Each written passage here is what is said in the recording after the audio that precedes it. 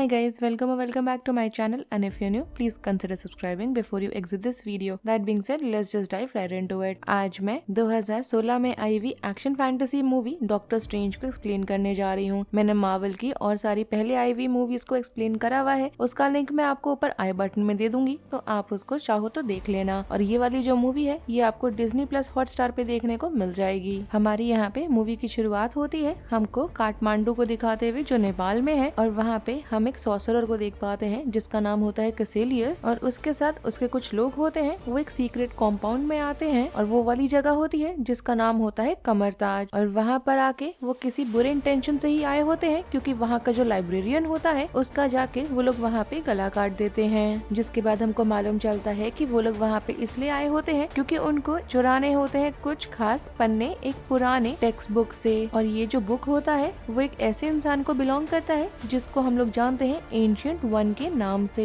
अब यहाँ पे एंशिएंट वन की बात कर लेते हैं तो वो एक ऐसा सॉर्सरर है जो काफी सदियों से जिंदा है, और उसने सारे लोगों को सॉर्सरी सिखाई है कमरताज में। और उसमें कैसेलियस भी आता है, मतलब कि कैसेलियस जो अभी यहाँ पर आया है चोरी करने, वो एक्चुअली में एंशिएंट वन का स्टूडेंट हुआ करता था। जिसके बाद एंशिएंट वन वहाँ पर आ जाती है और वहाँ पे उसको वहाँ देख के वो लोग डर के वहाँ से जाने लगते हैं, मगर वो कैसेलियस को यहाँ पे फॉलो करती है जब वो लोग वहाँ से भागने की कोशिश कर रहे होते हैं। जिसके बाद हमारे यहाँ पे मूवी शिफ्ट होती है, हमको न्यूयॉर्क सिटी का दिखाया जाता है जहाँ पे हम एक डॉक्टर को देख पाते हैं जो बहुत ही ज्यादा मशहूर है और अपने काम में बहुत अच्छा है, और उसका नाम होता है स्टीफन स्ट्रेंज। मगर साथ ही साथ वो काफी ज्यादा एटीट्यूड वाला होता है और उसमें बहुत ही ज्यादा एरोगेंस भी होता है, और वो प्रोफेशनली एक न्यूरोसर्जन है। जिसके बाद हमें मालूम चलता है कि उसका एक्सीडेंट हो जाता है, और एक्सीडेंट होने की वजह से उसके जो दोनों हाथ हैं वो बहुत ही बुरी तरीके से इंजर हो जाते हैं। जिसके बाद हमें यहाँ पे क्रिस्टीन पामर को दिखाया जाता है जो उसकी कोवर्कर भी होती है, और साथ ही साथ पहले उसकी लव इंटरेस्ट हुआ करती थी। और वो यहाँ पे कोशिश करती है कि स्ट्रेंज जो है वो अपनी सिचुएशन से मूव ऑन करने की कोशिश करे, मगर स्ट्रेंज को देख के लग रहा है कि वो ऐसा नहीं करना चाहता, और वो परस्यू करता है अपने कुछ एक्सपेरिमेंटल सर्जरीज को जिससे कि उसका हाथ ठीक हो सके। आगे चल के स्ट्रेंज को मालूम चलता है एक आदमी के बारे में जिसका नाम होता है जोनाथन पैंगबॉर्न, और वो एक पैराप्लेजिक होता है जिसने यहाँ पे अपने पैरों का पूरा इस्तेमाल काफी मिस्टीरियस तरीके से कर लिया था कुछ ही चंद दिनों में। जब वो वहाँ पे उससे मिलने जाता है तो इनिशियली वो उससे बात करना नहीं चाहता, क्योंकि डॉक्टर स्ट्रेंज ने यहाँ पे उसका सिचुएशन देख के पहले रिजेक्ट कर दिया होता है उसको। मगर जब यहाँ पे डॉक्टर स्ट्रेंज उससे बार बार प्लीड कर रहा होता है तो फाइनली वो आदमी जाता है और उसको कमरताज के बारे में बताता है, और ये भी बोलता है कि वहाँ पहुँचना बहुत ही ज्यादा मुश्किल होने वाला है उसके लिए। जिसके बाद फाइनली जब यहाँ पे स्ट्रेंज पहुँचता है कमरताज तो वहाँ पे एक आदमी होता है मोर्डो, वो उसको अंदर लेके जाता है, और मालूम चलता है कि वो खुद भी एक सॉर्सरर है और वो एंशिएंट वन के अंडर काम करता है। यहाँ पे फाइनली जब यहाँ दोनों का बात हो रहा होता है तो जो एंशिएंट वन होती है वो अपना पावर दिखाती है डॉक्टर स्ट्रेंज को, और वो उसको एस्ट्रल प्लेन में भेज देती है, और साथ ही साथ वो उसको ये भी दिखाती है एक ऐसी जगह जिसको यहाँ पे मिरर वर्ल्ड बोला जाता है। वो यहाँ उसको ये भी समझाती है कि मिरर वर्ल्ड जो है उसमें कोई भी चीज होती है तो रियल वर्ल्ड में उसका अफेक्ट नहीं आएगा। मगर ये सब होने के बाद वो उसको इनिशियली रिजेक्ट कर देती है, मगर डॉक्टर स्ट्रेंज यहाँ पे बार बार गेट पे बैठ के प्लीड करने लगता है कि वो जेन्युइनली चीजें सीखना चाहता है, और पहले वो इन सब चीजों में विश्वास नहीं करता था क्योंकि वो साइंस वाला आदमी है, मगर अब ये सब एक्सपीरियंस करने के बाद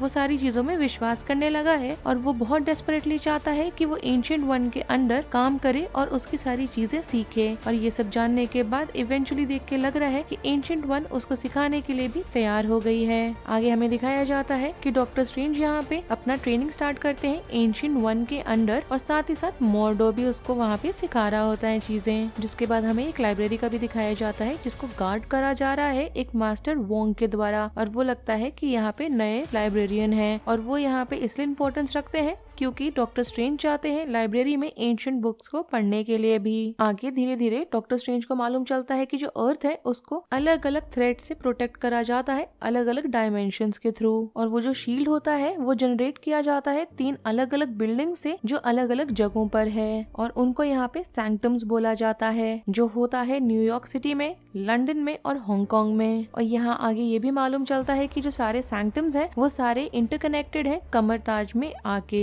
यहाँ पे हमें मालूम चलता है कि सॉर्सरर का यहाँ मेन एम होता है उन सैंक्टम्स को प्रोटेक्ट करने का। आगे हमें ट्रेनिंग दिखाई जाती है डॉक्टर स्ट्रेंज की। स्टार्टिंग में वो नहीं कर पा रहे होते हैं चीजों को, मगर उनका सिचुएशन ऐसे क्रिएट कर दिया जाता है एंशिएंट वन के द्वारा कि उनका यहाँ पे जो प्रोग्रेस है बहुत जल्दी जल्दी होने लगता है। और साथ ही साथ वो सीक्रेटली बुक्स और टेक्स्ट को भी पढ़ने लग जाते हैं लाइब्रेरी में, और खासकर उस किताब से जिनके पन्ने यहाँ पे कैसिलियस ने चुराए होते हैं। और यहाँ पे उनको समय को बेंड करना भी आ गया होता है जब वो मिस्टिकल आई का इस्तेमाल करते हैं जिसको अगामोटो का आंख बोला जाता है। यहाँ पे मोडो और वोंग दोनों आते हैं उनको यहाँ वार्न करने के लिए कि वो यहाँ पे लॉ ऑफ नेचर जो है उसको तोड़ने की कोशिश कर रहे हैं। और साथ ही साथ उनकी चीजों को कंपेयर करने लग जाते हैं कैसिलियस से, जहाँ पे मालूम चलता है कि उसका डिजायर है एक ऐसा इटर्नल लाइफ अचीव करने का। हमें यहाँ मालूम चलता है कैसिलियस का कि उसने इन पन्नों को इसलिए चुराया होता है क्योंकि उसको एक पावरफुल बीइंग को कांटेक्ट करना है जिसको हम डोरमामू के नाम से जानते हैं, और वो एक्चुअली में डार्क डायमेंशन को बिलोंग करता है। और ये भी मालूम चलता है कि डार्क डायमेंशन के अंदर जो समय है वो एग्जिस्ट ही नहीं करता।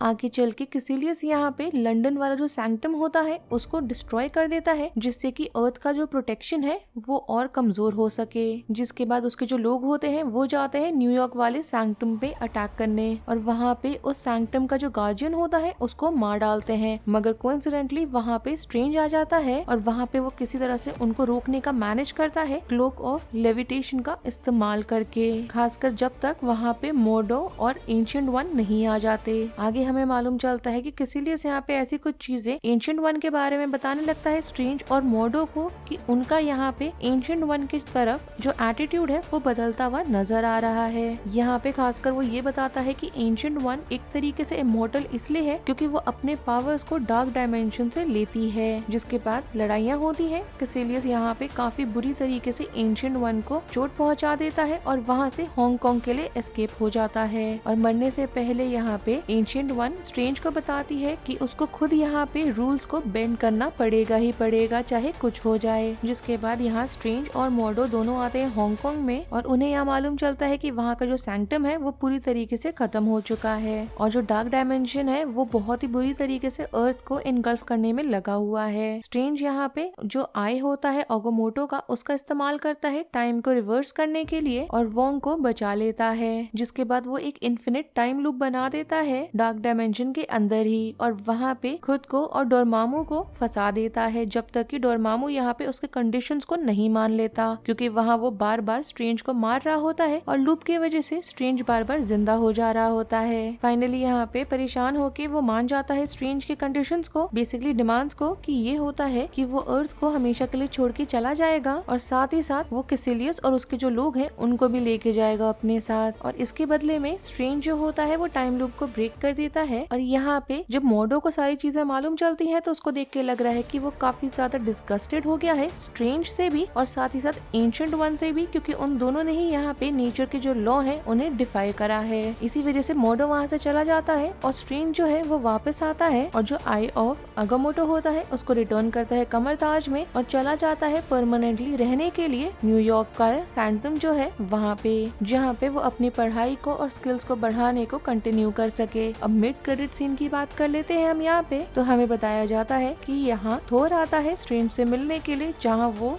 डिसाइड करता है कि वो थोर की मदद करेगा। और हमें मालूम चलता है कि अर्थ पे लोकी को भी थोर साथ में लेकर आया है जिससे कि वो दोनों मिलके साथ में उनके जो फादर है ओडिन को उनको ढूंढ सके। अब पोस्ट क्रेडिट सीन की बात कर लेते हैं, तो यहाँ पे मोडो जाता है, कन्फ्रंट करता है पैंगबॉन को और साथ ही साथ उसकी जो एनर्जी होती है जिसका इस्तेमाल करता है वो चलने के लिए, उसको वो साइफन कर लेता है। और ऐसा करते हुए वो बोलता है कि जो अर्थ है उसमें बहुत ही ज्यादा अमाउंट में सॉर्सरर हो गए हैं। और ये मूवी यहीं पे खत्म हो जाती है। अगर आपको इसका रिकैप पसंद आया हो then do like the video, subscribe to my channel, share it with your friends and don't forget to follow me on Instagram. Link आपको नीचे डिस्क्रिप्शन बॉक्स में मिल जाएगा। Thanks for watching, bye.